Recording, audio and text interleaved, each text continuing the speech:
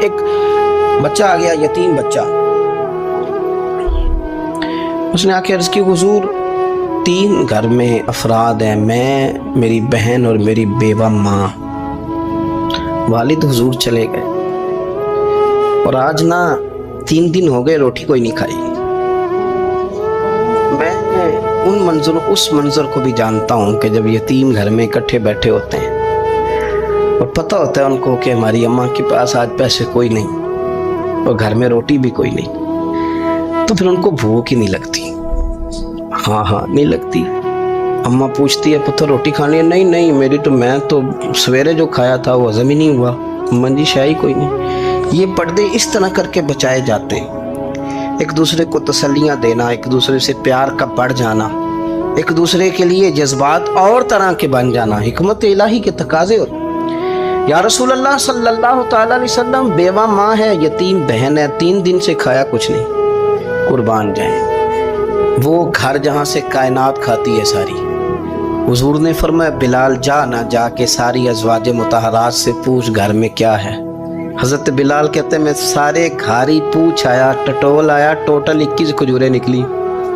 یہ 2 جہاں کے شاہ ہیں اور پاس کچھ رکھتے نہیں، 2 جہاں کی نعمتیں ہیں، ان کے خالی ہاتھ میں حضور کے سارے گھر کو میں ڈھونڈ 21 کھجوریں نکلی تو لا کے میں نے پیش کر دی، تو حضور نے ڈائریکٹ اس کو نہیں دی، نبی پاک نے اپنے ہاتھ پہ رکھ لی اور کہتے ہیں پھر حضور نے نا اپنا منہ مبارک قریب کیا کھجوروں کے۔ صحابہ خود فرماتے ہیں کہ یہ جو حضور نے منہ مبارک قریب کیا ہے نا تو نبی پاک برکت کی دعا کر رہے تھے، 21 کھجوروں پہ برکت کی دعا ہوئی۔ حضور نے اس بچے کو بلایا، تھپکی دی، فرمایا لے جا 7 تیری بہن کی۔ انہیں معمولی نہ سمجھنا ہو تو حضرت بلال کہتے ہیں حضور 3 بھی دے دینا کبھی تو 30 سال ختم ہی نہیں ہوتی، 30 سال گزر جاتے ہیں، نکالتے رہو کھاتے رہو، ختم ہی نہیں ہوتی۔ حضور نے فرمایا 7 تیری بہن کی، 7 تیری والدہ کی، اور 7 حضور نے اور بھی تلقین فرمائی، فرمایا ایک سویرے کھایا کرنا، ایک شام کو کھایا کرنا، لے جا۔ حضرت سیدنا بلال حبشی کہتے ہیں رضی اللہ تعالیٰ عنہ کہ بچہ لے کے جب باہر نکلا تو حضرت سیدنا معاذ ابن جبل دوڑ کے گئے اور جا کے بچے کے سر پہ شفقت سے ہاتھ پھیرا، کا فکر نہ کرنا، رب کریم تجھے بہترین سرپرست عطا کرے گا، پتر پریشان نہ ہونا، اللہ تیری مدد کرے گا، صرف حوصلہ دیا، سر پہ دست شفقت پھیرا، بچہ چلا گیا تو حضور نے فرمایا معاذ ادھر آؤ نا ذرا۔ یا رسول اللہ حکم ہو۔ فرمایا کس چیز نے تمہیں اٹھایا بچے کے سر پہ ہاتھ رکھنے کے لیے؟ کس نے تمہیں کہا؟ کس چیز نے تمہیں اٹھایا جو تم بچے تک پہنچ گئے؟ عرض کی یا رسول اللہ وہ جو میرے دل میں اللہ نے یتیم کے لیے رحمت رکھی ہے نا، اس نے مجھے اٹھایا تھا، اور میں نے جا کے اس کے سر پہ دست شفقت پھیرا تو حضور فرمانے لگے سن پھر، جو کسی یتیم کے سر پہ خالی ہاتھ بھی پھیر دے، جتنے بال اس کے ہاتھ کے نیچے آئیں گے نا، رب اتنی خطائیں معاف کرے گا، اتنی نیکیاں دے گا، اتنی درجے اس کے بلند کر دے گا۔ خالی دست شفقت ہی پھیر دے، دینا دلانا تو بعد کی بات ہے، اس کا خیال رکھنا تو۔ یہ جو ہمارے مدارس ہے نا، ان میں اکثر بچے غریب ہوتے ہیں، لیکن کچھ بچے تگڑے گھروں کے بھی ہوتے ہیں، مالدار گھروں کے بھی ہوتے ہیں۔ اس میں اگر کوئی ایسا بچہ آ بھی جاتا ہے نا جو یتیم ہے، کمزور ہے، تو اپنے آپ کو محسوس نہیں کرتا کمزور، کیونکہ وہ یہ نہیں سمجھتا کہ میں یتیم خانے میں آیا ہوں۔ اس کے ذہن میں مائنڈ سیٹ یہ ہوتا ہے کہ میں مدرسے میں آیا ہوں اور میں پڑھنے کے لیے آیا ہوں، اور چونکہ وہ کچھ وزادار بچے، مالدار بچوں کے ساتھ وقت گزارتا ہے، اسی دسترخوان پہ بیٹھ کے کھاتا ہے، اسی کلاس میں سب کے ساتھ بیٹھ کے پڑھتا ہے، تو اس کی عزت نفس مجروح ہونے کی بجائے طاقت پکڑتی ہے۔ وہ برابری کی سطح پہ جب آتا ہے تو اسے محسوس ہوتا ہے کہ مجھے عزت دی جا رہی۔ اس لیے مدارس اسلامیہ میری نظر سب سے مضبوط جگہ ہیں جہاں مساکین کی، یتیموں کی، غریبوں کی صحیح معنوں میں کفالت بھی ہوتی ہے، تعلیم بھی ہوتی ہے، عزت بھی ہوتی ہے، تربیت بھی ہوتی ہے۔ میرے رسول کریم علیہ السلام بڑے انہماک کے ساتھ، بڑے توجہ کے ساتھ۔ اچھا ایک کام اور ہوتا ہے ہمارے ہاں، وہ کیا ہے؟ اگر کوئی یتیم مال چھوڑ گیا نا اس کا باپ، تو پھر تو بارے نہیں آ رہے ہیں اس کے، پھر تو اللہ خیر کرے کہ بہت سارے مل جائیں گے کفالت کرنے والے، بہت سارے ملیں گے دھیان رکھنے والے، بڑے سارے ملیں گے توجہ دینے والے۔ قرآن مجید نے فرما دیا ہے کہ جو یتیم کا مال کھاتا ہے وہ سمجھ لے کہ میں مال نہیں کھا رہا، میں آگ کھا رہا ہوں، आग खा रहा हूँ, आग। सूरह निसा देखिए। हमारे यहाँ अगर तो माल छोड़ गया है तो फिर तो बहुत सारे रिश्तेदार मुस्तकिल उसके मोहल्ले में मकान लेने को तैयार हो जाते हैं, इल्ला माशाअल्लाह। फिर तो बड़े सारे ऐसे भी रिश्तेदार बन जाते हैं जिनको वालिद की मौजूदगी में कभी ज़ियारत का मौका भी नहीं मिला था। ये माल जो यतीम का है इसकी तो ज़्यादा हिफाजत करनी थी। हम कई दफ़ा मसला बताते हैं, लोग फतवाबाजी शुरू कर देते हैं। मुझे बुलाया गया कि एक साहब का इंतकाल हो गया तो उनका ख़त्म शरीफ है, तो बच्चे उनके नाबालिग हैं। तो मैंने कहा कि आप इस तरह करें, उनके माल में से ज़्यादा पैसे ना सर्फ करें। नहीं जी नहीं, बड़े पैसे कमाए हैं जी उसने, सारी ज़िंदगी बाहर निकाली है तो लाखों करोड़ों कमाए हैं, तो छोटा गोश्त पकाएंगे, बकरे का गोश्त पकाएंगे और हम उनका ख़त्म शरीफ दिलाएंगे। तो मैंने कहा साहब आप रिश्तेदार हैं, उनके बच्चों के माल की हिफाजत करें। ख़त्म शरीफ तो उसमें गोश्त ज्यादा होना जरूरी नहीं, उसमें तो दर्द से दुआ करना जरूरी है, उसमें तो तिलावत कुरान पाक के साले सवाब में जरूरी है, जिक्र अज़कार जरूरी है। लेकिन क्या किया जाता है कि बेदरेग माल उनका अगर हो तो, एक हदीस पाक है बुखारी मुस्लिम में, बड़े गौर से सुनिएगा और इसके अंदर जितने पहलू हैं उन पर पूरी तवज्जो दीजिएगा कि कहीं हम इधर आ तो नहीं गए।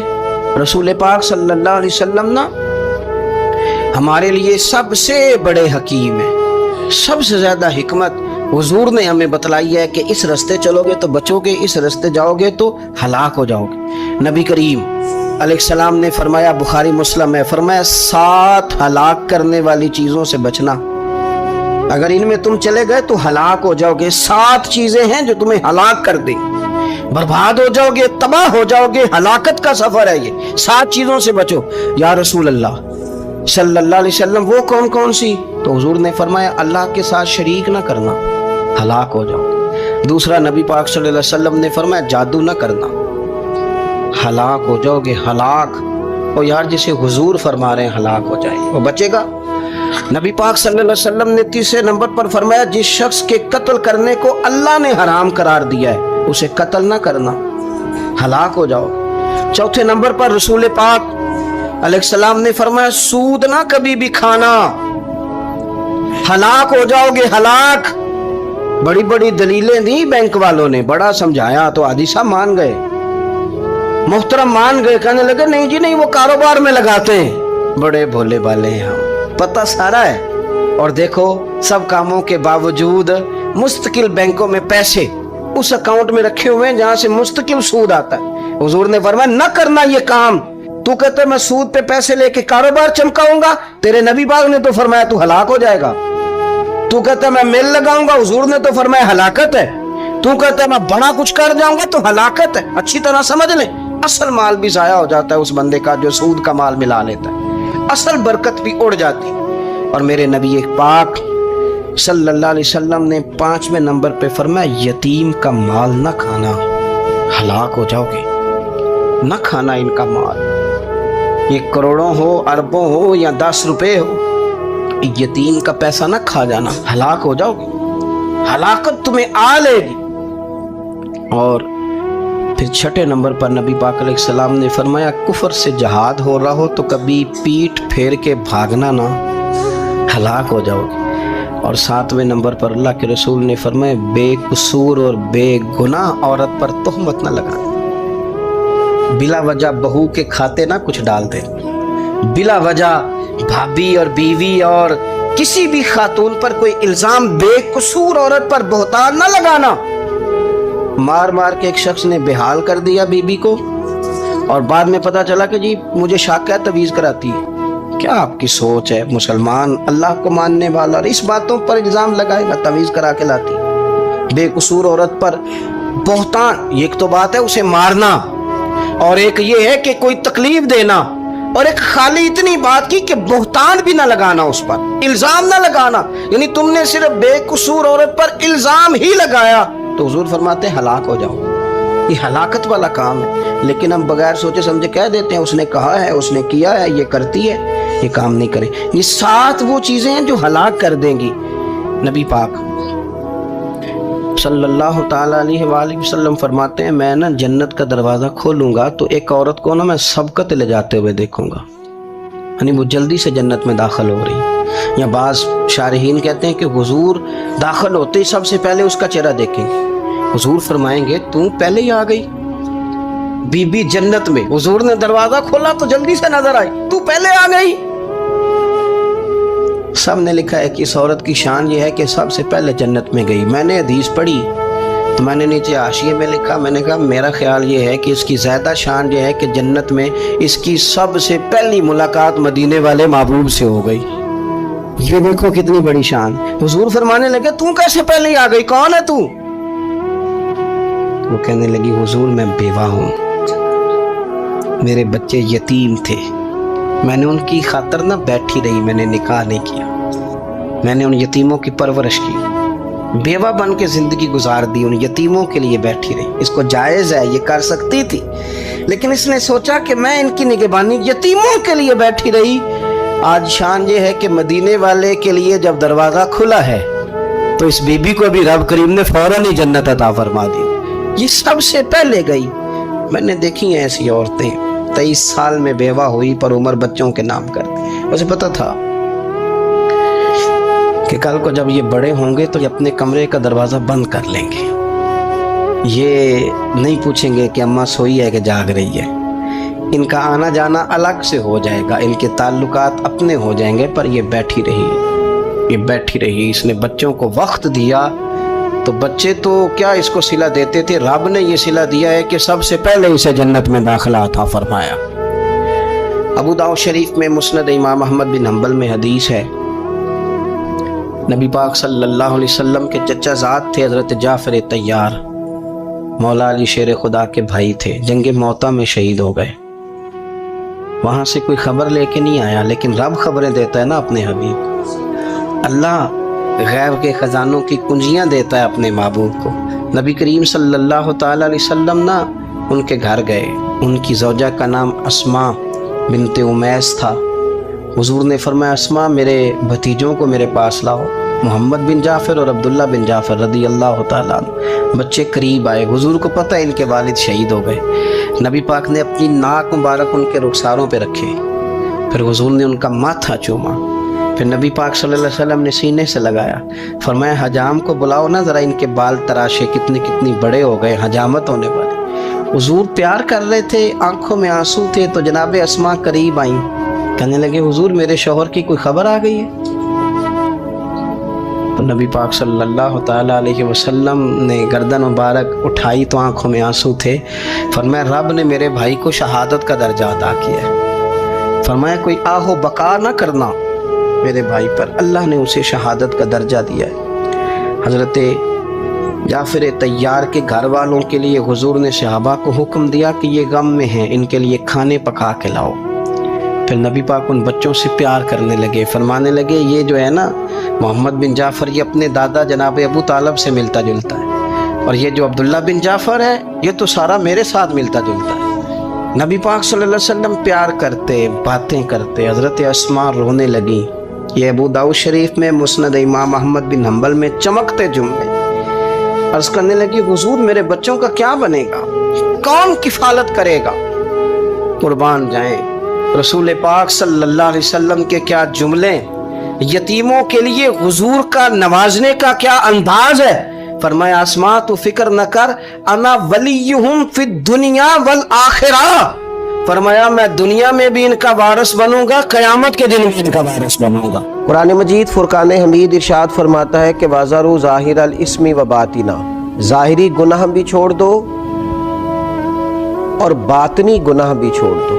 साहिब तफसीर सावी इसकी तफसीर करते हुए फरमाते हैं कि ज़ाहिरी गुनाह तो इंसान के ये है ना, जैसे माज़अल्लाह किसी ने कत्ल कर दिया, डाका डाल दिया, बददियानती कर ली, ख़यानत कर ली।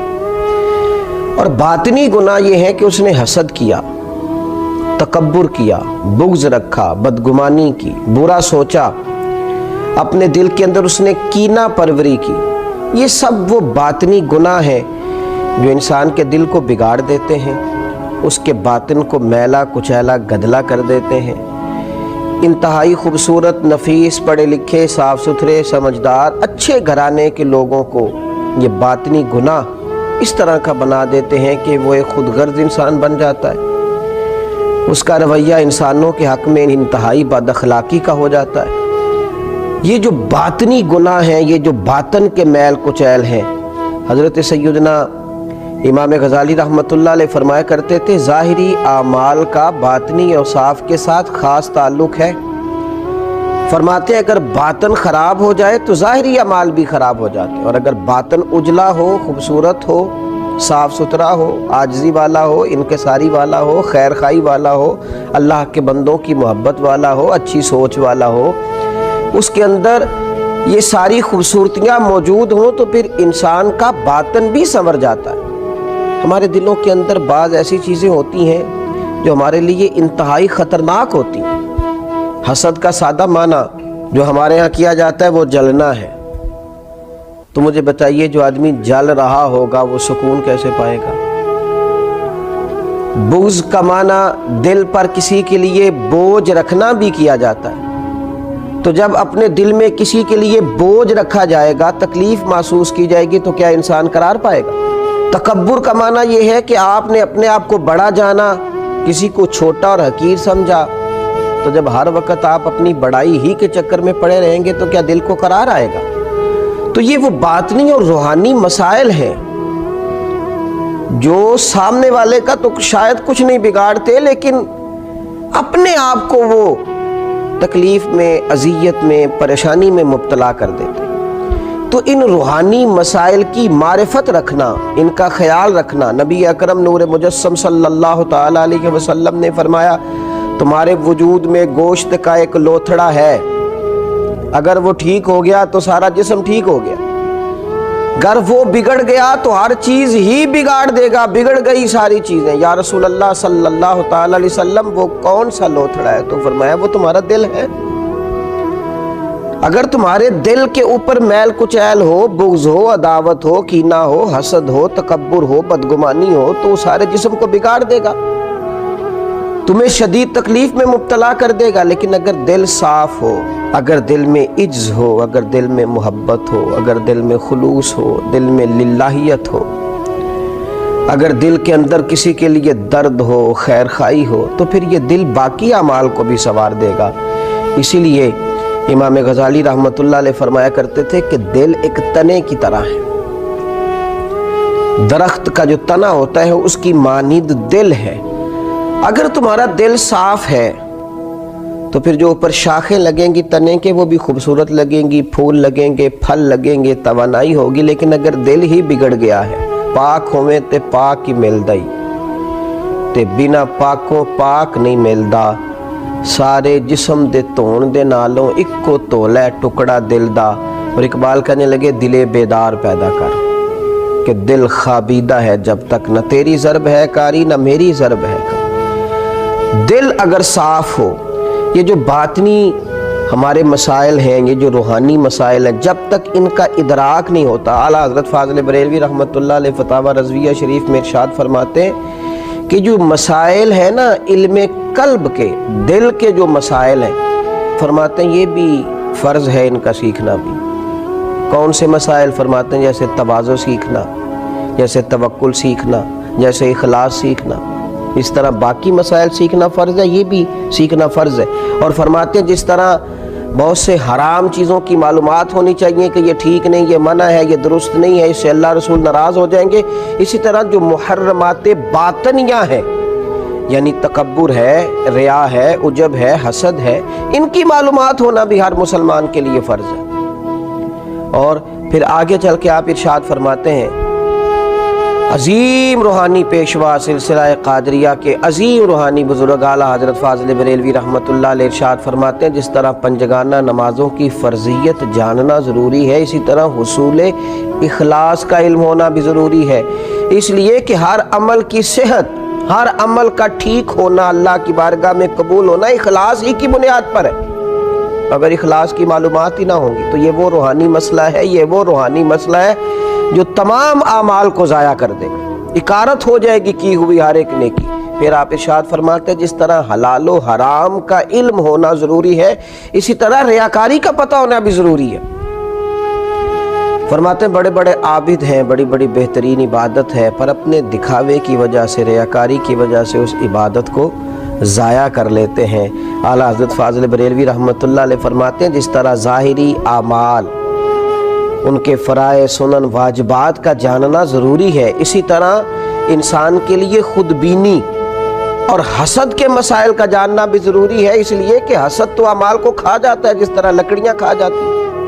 یہ جو روحانی مسائل ہیں، یہ جو اندر پنپ رہے ہوتے ہیں، اور امام غزالی رحمۃ اللہ علیہ فرماتے ہیں اس میں تخصیص نہیں کہ یہ تکبر، حسد، بغض، عداوت صرف جہلاء میں ہوتا ہے، کہتے ہیں یہ پڑھے لکھے لوگوں میں بھی ہوتا ہے۔ اس میں تخصیص نہیں کہ یہ صرف غریبوں میں ہوتا ہے، یہ امیروں میں بھی ہوتا ہے، یہ صرف نادانوں میں نہیں ہوتا، سمجھدار لوگوں میں بھی ہوتا ہے۔ ان اعمال کا جاننا، ان کا حساب کرنا، یہ بڑا روحانی موسم ہے رمضان المبارک کا۔ اس مقدس موسم کے اندر جہاں ہم اپنے ظاہری اعمال پر توجہ دیں گے، جس طرح ہم اپنے نماز کو ٹھیک کریں گے، وضو کو ٹھیک کریں گے، جس طرح زکوٰۃ ادا کی جائے گی، اسی طرح روزہ ایک باطنی عمل ہے جو اللہ اور بندے کے درمیان راز ہے۔